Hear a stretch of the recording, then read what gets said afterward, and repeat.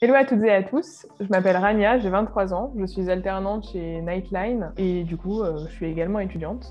Cette année, c'est moi qui anime cette nouvelle saison de Vite ton sac, le podcast Nightline construit en écho avec notre page Instagram Nightline Talks, sur laquelle on aborde mensuellement des sujets liés à la santé mentale étudiante.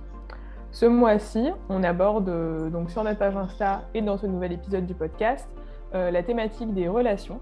Pour parler de cette thématique, j'ai la chance d'accueillir aujourd'hui deux super invités que je vais laisser se présenter. Bonjour Olivia, est-ce que je peux vous laisser vous présenter en quelques mots? Oui. Bonjour à tous et à toutes. Je suis Olivia Benamou, donc je suis psychologue clinicienne, psychothérapeute, thérapeute familiale de couple et sexologue. Et j'interviens entre autres régulièrement au service de médecine préventive de l'Université de Rouen auprès des étudiants que je reçois pour des consultations de psychosexologie. Merci beaucoup. Bonjour Sarah. Bonjour, je suis Sarah. Donc, du coup, je disais que j'étais étudiante, que j'avais 25 ans et que j'étais une des deux fondatrices de la page Les Badass sur Instagram. Donc, on aborde différentes thématiques, que ce soit des thématiques surtout de société et on compte aussi aborder la thématique des précarités étudiantes et tout ce qui concerne les étudiants. Merci beaucoup. Alors, pourquoi évoquer les relations aujourd'hui? En fait, c'est un sujet qui revient énormément dans nos lignes d'écoute. Donc, on s'est dit que c'était une question à aborder. Euh, Effectivement, dans la vie étudiante, les relations jouent une part très importante du quotidien de tous les étudiants et les étudiantes, que ce soit les relations amicales, familiales ou amoureuses. Les années d'études sont notamment les moments des premières grosses ruptures amoureuses et par exemple de l'émancipation par rapport à sa famille. Donc, Olivia, première question pour vous. Comment est-ce qu'on définit la notion de relation et quel est l'impact de ces relations sur notre santé mentale au quotidien? Alors, vaste question. Les relations, en fait, ça désigne, on pourrait dire, les liens qui nous unissent effectivement aux autres.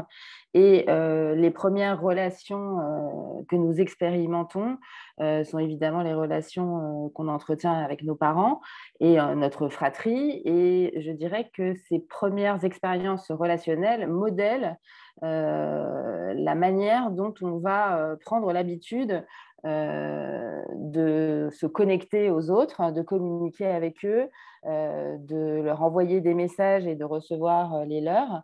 Et que donc nous ne sommes pas tous égaux d'emblée face aux relations qu'on rencontre dans la vie, parce qu'on est un petit peu façonné par le milieu d'origine d'où l'on vient. L'être humain ne peut pas se passer de relations sociales. D'ailleurs, le petit homme, c'est le seul dans la nature qui ne peut pas survivre s'il n'est pas en relation avec un adulte qui s'occupe de lui. Alors, idéalement, ce sont ses parents, mais quand ce n'est pas toujours possible, il faut qu'il y ait des adultes qui s'occupent de lui et pas seulement pour le nourrir. Il y a des études qui ont bien montré que si on ne fait que nourrir et changer un bébé, si on ne le câline pas, si on ne lui parle pas, si on ne s'adresse pas à lui de manière tendre et affectueuse, eh bien, il décède. Donc, les relations sont absolument vitales tout au long de la vie. Et comme vous l'avez dit très justement, je pense que la période des années d'études correspond, je dirais, aux relations, alors peut-être pas les plus intenses, parce qu'on peut être amoureux et très proche d'amis dès la maternelle, mais je dirais que c'est peut-être l'âge où, comme on a un corps d'adulte désormais, on commence à vivre aussi une sexualité, et c'est l'âge quand même des premières expériences au sens large, c'est-à-dire premières expériences souvent amoureuses. Vous parliez des premières ruptures qui peuvent être extrêmement douloureuses et dévastatrices, mais les relations, c'est aussi les relations avec les professeurs, donc avec les adultes, avec effectivement les amis, tout ce qui nous entoure. Donc, on ne peut pas vivre seul. Et d'ailleurs, ce qu'on a vécu là, avec le Covid nous a bien montré à quel point, dans la santé mentale des étudiants, ce qui a été le plus difficile, et en tout cas, moi, les témoignages que j'ai recueillis, c'est l'isolement, c'est-à-dire ce sentiment de solitude absolue. Moi, j'ai rencontré beaucoup d'étudiants étrangers aussi qui sont en France tout seuls, qui n'avaient pas de lien ou très peu avec leur famille, qui s'inquiétaient aussi par rapport au Covid. Et le fait d'être privé de lieux de rencontre, de bars, de vie sociale au sens large, de loisirs, etc., ça a été dévastateur pour le moral des étudiants. Vous avez eu des cours, j'imagine, en visio. Ça ne remplace pas un contact humain direct. Donc oui, c'est vraiment, je dirais, absolument central dans la santé mentale, l'équilibre des relations.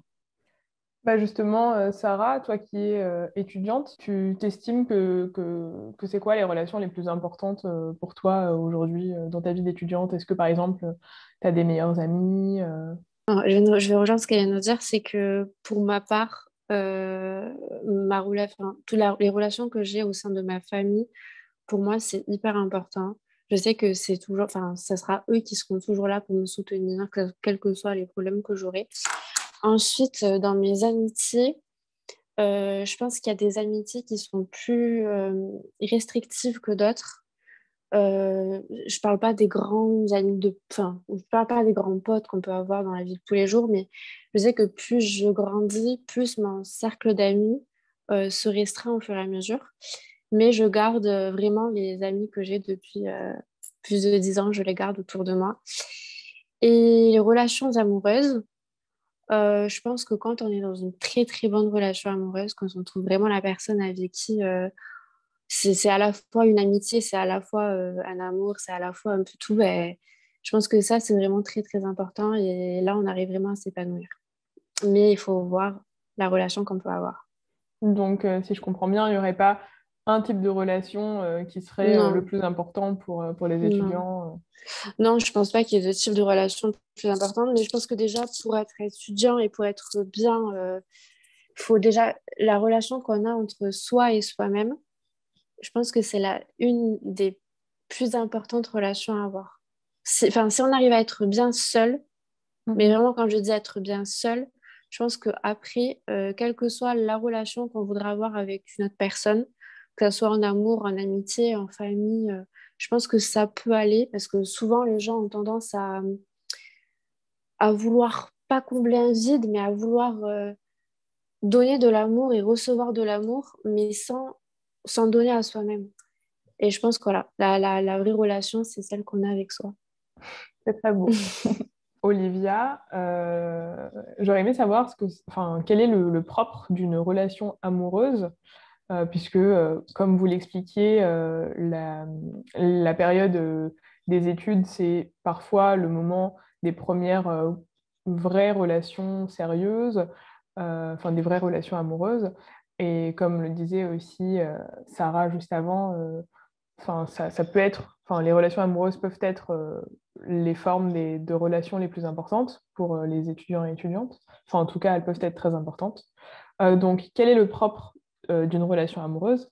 Et est-ce que lorsqu'on est en couple, on devient d'office le support psychologique de son ou sa partenaire? Puisque justement, aujourd'hui, on parle de santé mentale. Très bonne question. Alors, pour ce qui est de la spécificité de la relation amoureuse, je dirais que c'est un sujet qui est extrêmement vaste. Et moi, en tant que thérapeute de couple, et d'ailleurs à la fac où j'interviens dans le cadre de mes consultes de psychosexo, je reçois les étudiants en couple aussi, à leur demande, hein, bien sûr, mais c'est tout à fait possible. Et justement, c'est très important et c'est très intéressant parce qu'on s'aperçoit que quand quelqu'un vient consulter pour une difficulté liée à la sexualité ou à sa vie amoureuse, par exemple, qu'est-ce que j'ai le droit de faire ou de ne pas faire par rapport à ce que me demande ma petite amie ou mon petit ami, quand on se pose des questions sur est-ce qu'il y a une relation d'emprise, sur une relation de dépendance affective. Vous parliez, Sarah, de la capacité à être seule et à apprécier des temps de solitude. Et je pense que ça, c'est le travail d'une vie, en fait. Il y a énormément de gens qui toute leur vie, se débattent avec cette question de la solitude. Et ils sont tellement en difficulté pour supporter la solitude qu'ils sont prêts à accepter n'importe quoi dans une relation de couple pourvu qu'ils ne soient pas seuls. Et c'est ça qui crée très souvent une vulnérabilité qui donne en fait prise à l'autre, et à l'autre qui parfois est malveillant. Je dis bien parfois et pas toujours, parce qu'il y a aussi de très belles histoires d'amour, comme vous le disiez. Mais en tout cas, cette recherche d'exclusivité, je pense que le couple, on pourrait le caractériser par l'idée, la notion d'exclusivité, c'est-à-dire le fait d'avoir un partenaire ou une partenaire avec qui on partage tout, même si aujourd'hui, les formes de couple sont multiples. On parle du polyamour, on parle de sex friend. Donc, sex friend, c'est un peu confusant. Ça. On ne sait pas quelle est la frontière entre l'amitié, l'amour, le sexe, le couple. Est-ce que on peut avoir plusieurs sex friends ou un seul? En fait, est-ce qu'on peut dissocier le sexe et les sentiments? Tout ça, c'est des questions qui sont extrêmement complexes et il n'y a pas une seule réponse, en fait. Et je pense aussi que chacun d'entre nous invente sa façon d'être en relation avec les autres et sa façon d'être en couple. Et il n'y a pas une façon qui est meilleure que les autres. En revanche, je pense qu'il faut avoir en tête des points de repère pour ne pas se laisser polluer par une relation qui nous fait du mal. Et ça, c'est quelque chose de fondamental, c'est-à-dire de connaître ses limites, d'être capable de dire non, de se demander quand on est amené à accepter des choses qu'on n'aurait pas acceptées. Par exemple, souvent, si on est dans une situation où on est perdu parce qu'on est en plein dedans, simplement se dire, tiens, si c'était une amie ou un ami qui me racontait qui vit cette situation, qu'est-ce que je lui répondrais? Ça permet de prendre un tout petit peu de recul, de se décaler et de voir si finalement ce qu'on vit, c'est quelque chose qui est acceptable ou pas. Parce que ce besoin justement de ne pas rester seul peut nous mettre dans des situations qui peuvent être limite de la maltraitance. Des violences sexuelles, des rapports sexuels exigés sous la contrainte ou des choses du type si tu m'aimes suffisamment, tu dois accepter que à partir du moment où nous sommes en couple, tu me dois des relations sexuelles, etc. Le nombre de témoignages que j'ai de cet ordre-là, et a fortiori, je reviens sur le confinement, mais parce que je pense que ça a été une période vraiment traumatique et dont on sort à peine et on ne sait même pas si on ne va pas y retourner. Et c'est important de le dire, même en termes de prévention. Il y a beaucoup d'étudiants qui étaient confinés dans des toutes petites chambres du Crous, donc dans des surfaces vraiment minuscules, en couple.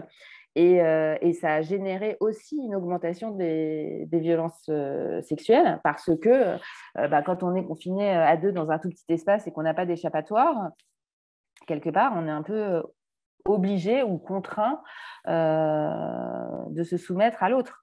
Donc, c'est vraiment... bon, là, je vous parle des aspects un peu négatifs. Après, le couple, ça peut être aussi un lieu, effectivement, d'épanouissement, de bien-être.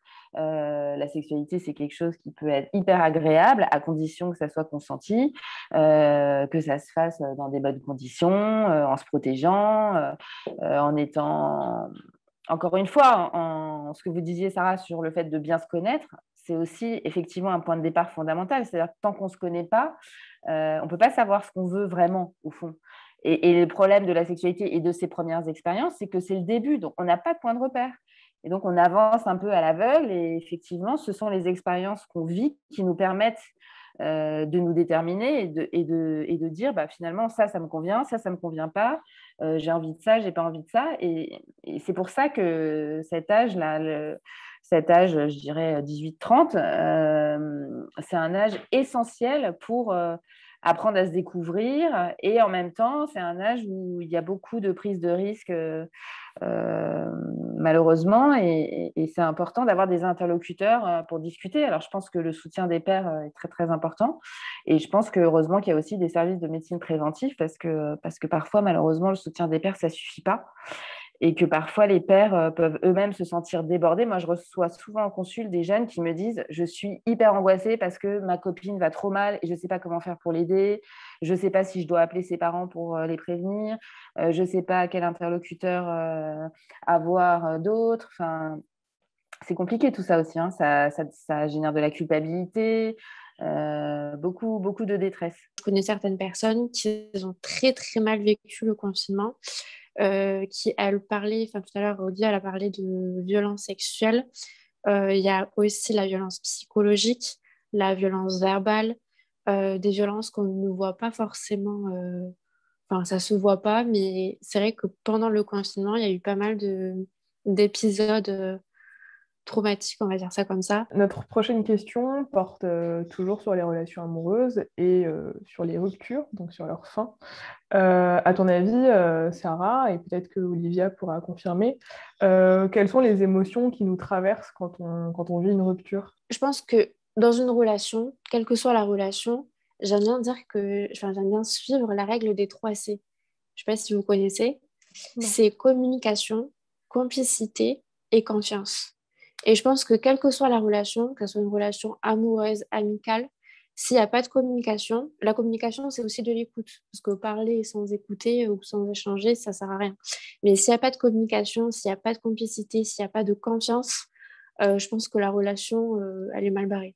Enfin, dès le début, ça sert à rien d'essayer de s'investir dans une relation où on ne fait pas confiance à l'autre, où on ne communique pas avec l'autre personne et où on ne fait pas confiance à l'autre personne. Et je pense que du coup, les ruptures, c'est aussi lié à la relation qu'on avait avec la personne. Si on était dans une relation, on va dire, toxique, bah, la rupture, elle peut faire très mal, mais elle peut faire aussi beaucoup de bien. C'est-à-dire qu'on peut être très énervé, mais en même temps, on peut être libéré de ne plus être avec cette personne.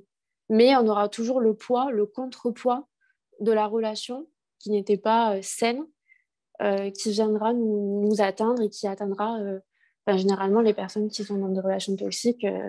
Leur faut beaucoup de temps pour passer à autre chose. Bah Euh, justement, c'est c- quoi une relation toxique? C'était ma question suivante. ah, Mais ok. puisque tu en parles, c'est quoi une relation toxique et comment Alors, est-ce qu'on en sort?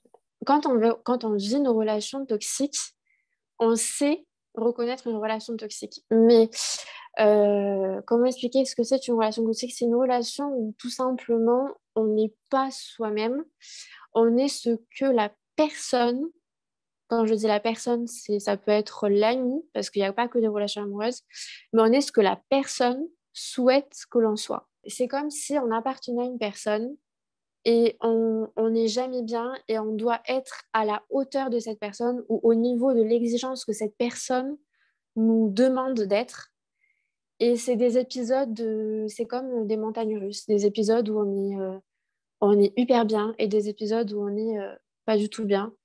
Et on pense justement que comme il y avait des épisodes qui étaient bien, où on était épanoui, où on était heureux, où tout allait bien, et justement les épisodes où ça va mal, ben on se dit, tiens, c'est de ma faute parce que voilà, j'ai mal fait les choses. C'est toxique, je sais pas comment, comment expliquer. Bah, Mais peut-être qu'Olivia peut apporter quelques oui, je infos. pense qu'Olivia apportera plus d'informations que moi. Je suis d'accord avec votre description. En fait, je pense que ça fait un peu la continuité avec votre question précédente qui était la question de la rupture amoureuse. Alors, le seul point que je nuancerais par rapport à ce que vous avez dit, Sarah, c'est que moi, ce que je constate avec les étudiants, c'est que nombreux sont ceux et celles qui n'ont pas conscience de vivre une relation toxique.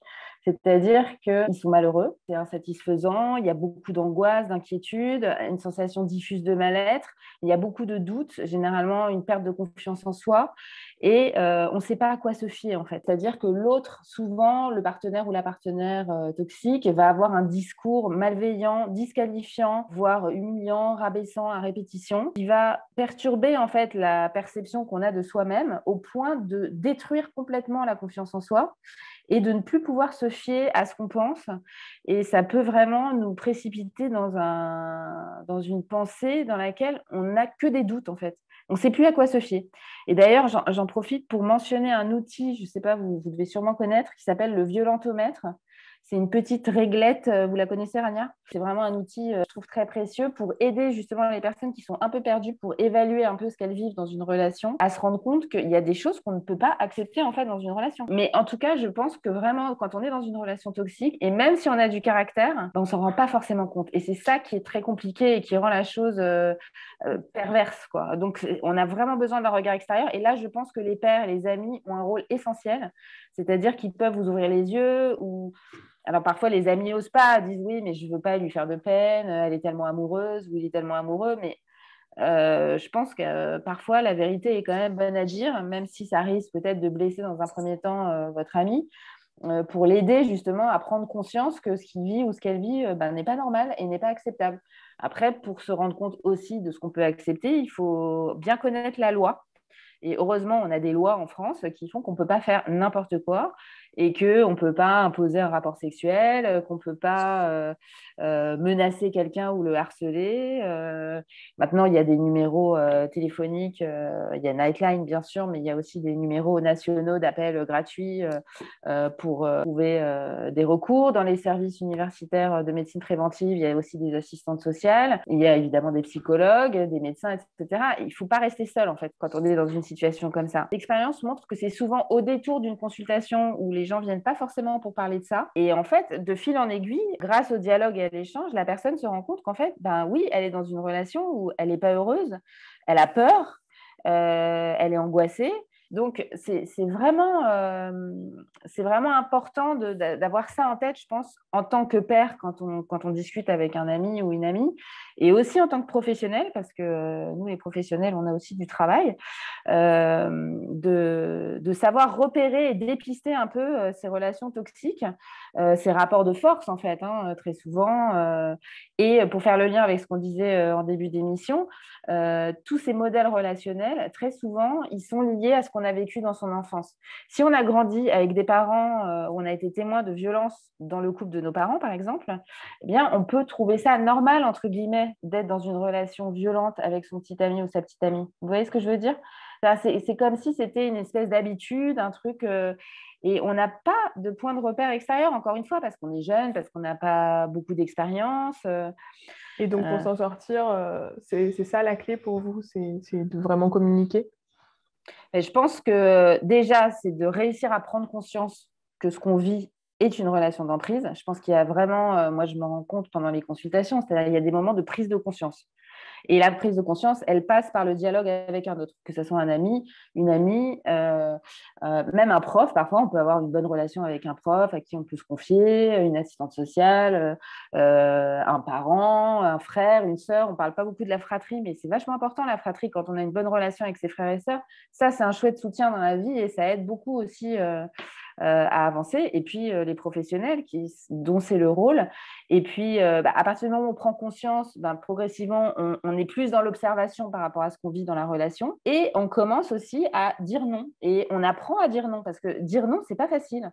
Et il y a beaucoup, beaucoup de personnes qui sont un peu timides ou mal dans leur peau, ou qui se disent, mais moi, encore une fois, ça revient à la peur de la solitude. J'ai tellement peur d'être seule que, en gros, si j'accepte pas tout ce qu'il ou elle me demande, il va me quitter et donc je vais me retrouver seule.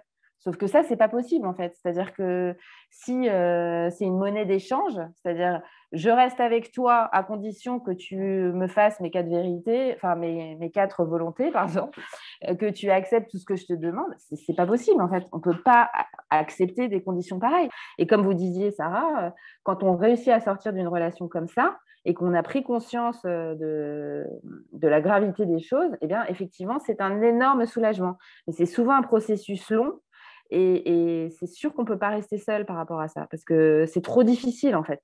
C'est trop difficile. Hein. Voilà. Vous avez justement pas mal parlé du soutien que peuvent représenter les amis. C'est quoi pour vous, Olivia, être un ou une bonne amie? Et est-ce que vous avez déjà, par exemple, est-ce que vous vous êtes déjà retrouvé dans des situations où vous avez dû chercher du soutien pour un ou une amie qui n'allait pas bien mentalement?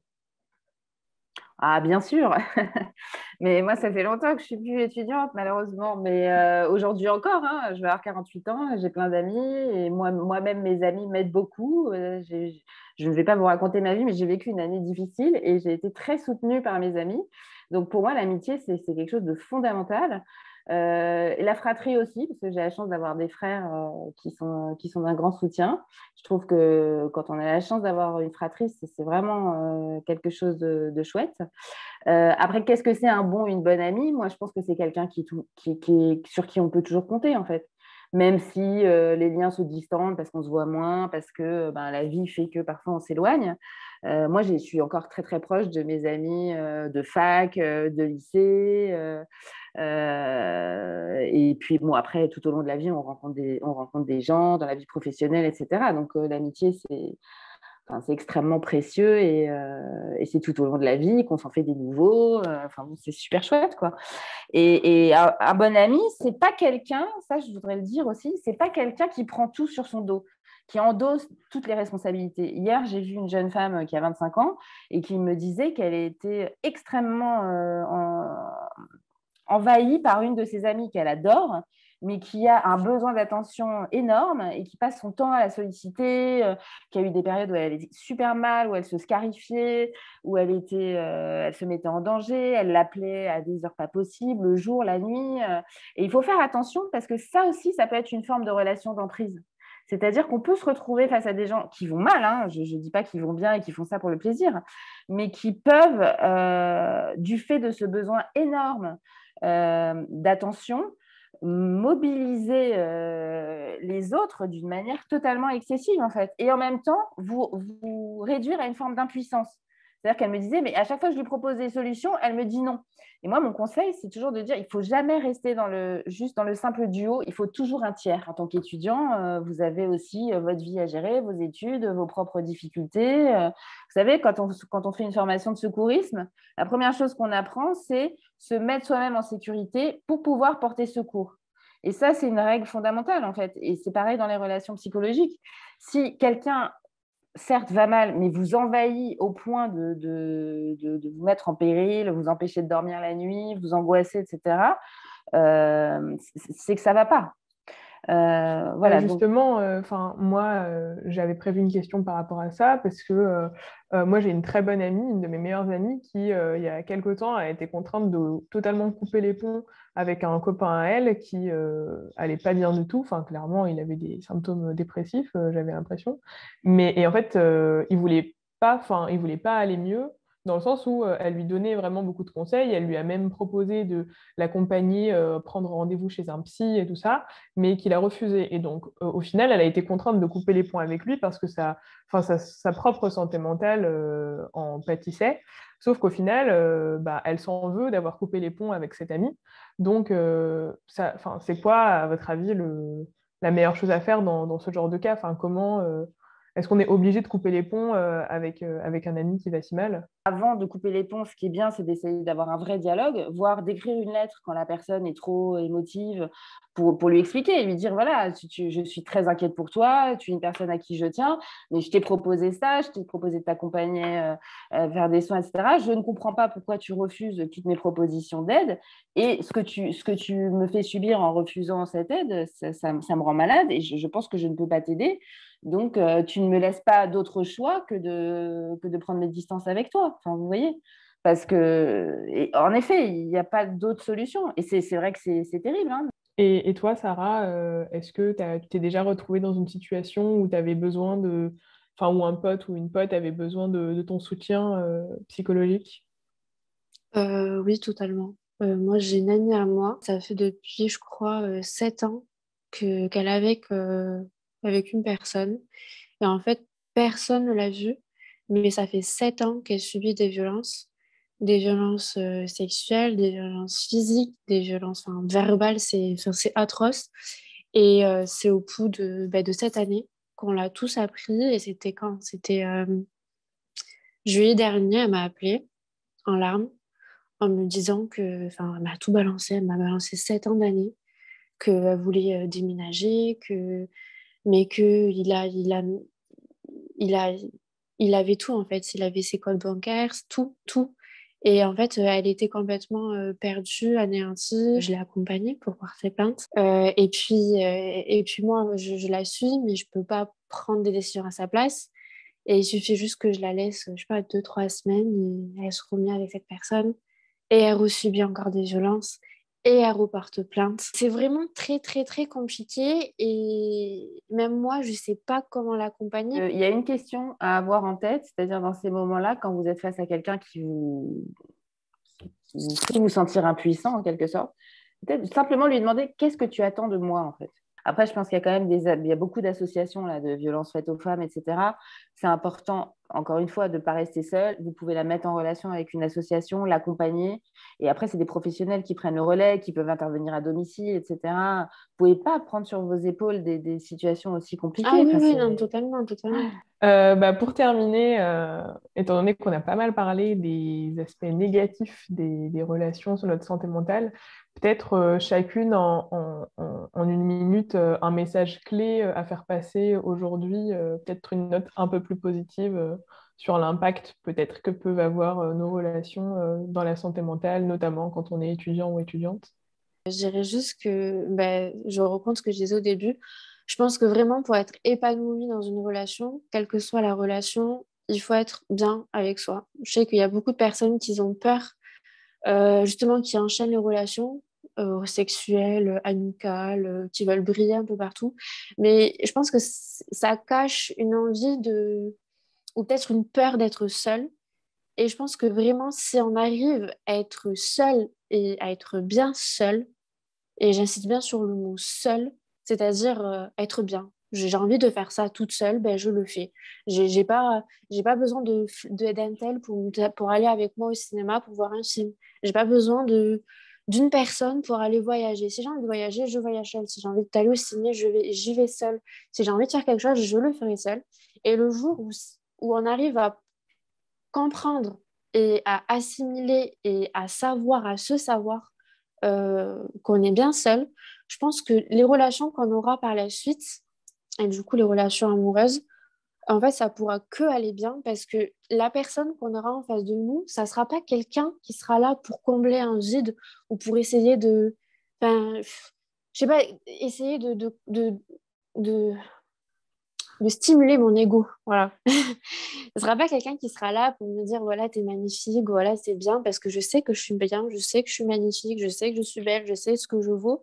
Ça sera juste quelqu'un qui va. C'est bien d'aller au cinéma seul, mais c'est bien d'aller aussi à deux. C'est bien de faire des choses à deux, c'est bien aussi de les faire seul et ce sera un bonus. Voilà. Pour moi, une relation de couple, c'est un bonus. Super. Et pour vous, pardon, Olivia? Eh bien, moi, je pense qu'on ne peut pas se passer des autres à différents niveaux et à tous âges de la vie. Je sais que on est dans une société qui valorise énormément l'autonomie, effectivement, le fait de savoir se débrouiller seul. Et en effet, je pense que c'est extrêmement important, mais il ne faut pas non plus avoir peur des relations aux autres et peur de reconnaître à quel point on est, de toute façon, on est tous dépendants des autres. Je vais préciser ce que je veux dire par là, c'est qu'en fait, il faut distinguer les dépendances positives et les dépendances négatives. C'est-à-dire qu'il y a des dépendances positives, comme je vous disais tout à l'heure, le bébé humain, quand il naît, il ne peut pas vivre et grandir s'il ne reçoit pas de l'affection et de l'amour. Et quand on grandit dans notre vie, on a besoin de sentir qu'on est aimé et d'avoir des relations saines et positives avec des gens qui nous font du bien parce qu'on se marre, parce qu'on partage des trucs, on est complice. C'est quand même super agréable de passer une soirée entre potes. Enfin, voilà, ça fait un bien fou et c'est remplaçable par rien. En revanche, quand on n'a pas eu suffisamment sa dose, entre guillemets, d'affection quand on était petit ou un équilibre familial suffisamment stable et rassurant, eh bien, on va avoir tendance à chercher des objets de dépendance négative. Et là, on va s'agripper aux autres. On n'est pas dans une relation d'égal à égal où on échange, on partage et on se donne mutuellement et dans les deux sens.